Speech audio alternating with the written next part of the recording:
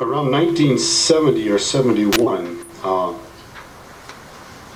Donella Meadows and her husband brought out a book called Limits to Growth. That was a kind of an early computer-generated model of what might happen globally to human beings and the rest of the biosphere over the coming several 2 or 3 centuries. And it had a number of projected curves. One curve was rising population. Another curve was falling quality of life. And there were other curves in that. The totality of the picture was not encouraging. It still is not. This point for the children, the metaphors of slopes going up and slopes going down are derived from the graphs on the charts in that study. For the children, the rising hills, the slopes of statistics lie before us. The steep climb of everything going up,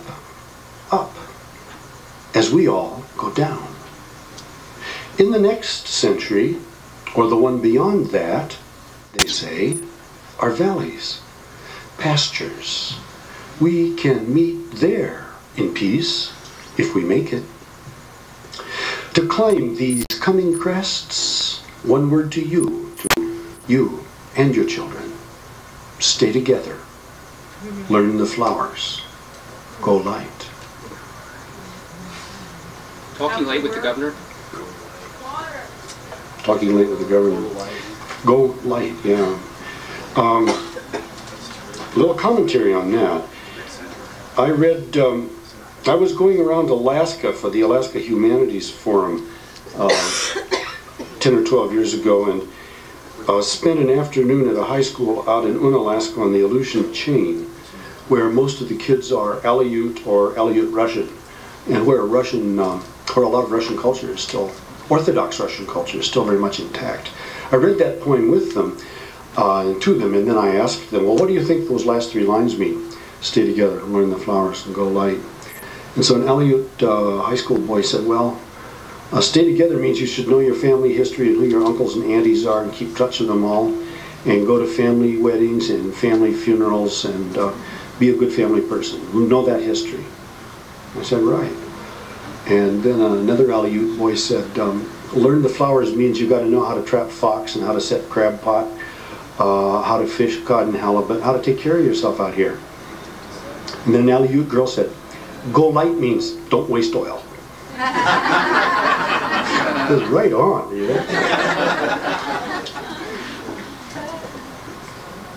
Talking late with the governor about the budget.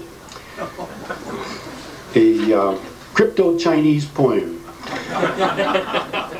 for Jerry Brown. It's dedicated to Jerry Brown, and this was back in the days when I was on the California Arts Council as an appointee of Jerry Brown, trying, like a good, say, Confucian poet, to do a little civic duty in government while also being a poet who lived back in the mountains. You know, trying to balance that archetypal thing.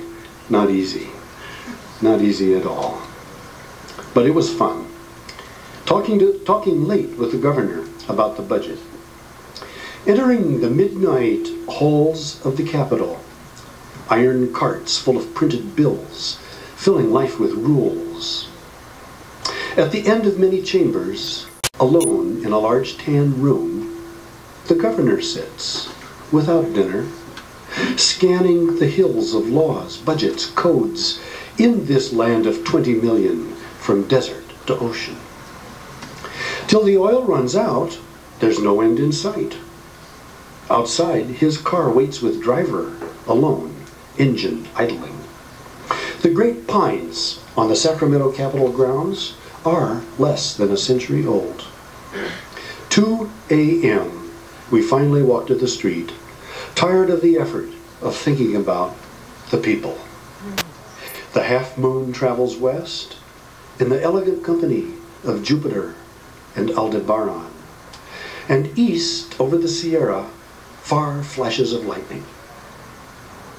Is it raining tonight at home?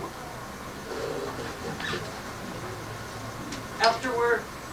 Okay, that'll be the last request, and then I'm going to read through some of these, cruise through this collection somewhat chronologically.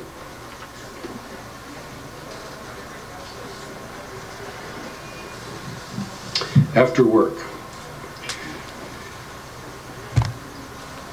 You know, there's a long tradition of love poems, especially in Occidental poetry. Not in Chinese poetry. Chinese poetry has friendship poems, but not love poems, with a few exceptions. But love poetry, of course, and the whole romance of love is part of Occidental culture. And we have a certain tradition of work poems in the West also, but you rarely get the combination of a work poem, love poem. And this is that. This is a work poem, love poem, after work. This was written in Marin County. The shack and a few trees float in the blowing fog. I pull out your blouse, warm my cold hands on your breasts. You laugh and shudder, peeling garlic by the hot iron stove. Bring in the axe, the rake, the wood. We'll lean on the wall against each other, stew simmering on the fire as it grows dark, drinking wine. All right, man. I like that. Hey, and it's within our possibilities. It does not cost a whole lot.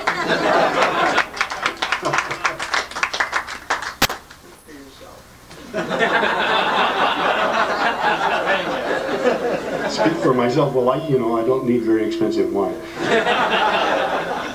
I'm an old beatnik. Glad to get anything we can get. Somebody asked me the other day, what did you learn from Jack Kerouac? And I had to answer, I said, well, Jack taught me to keep the bottle of port in the brown paper bag.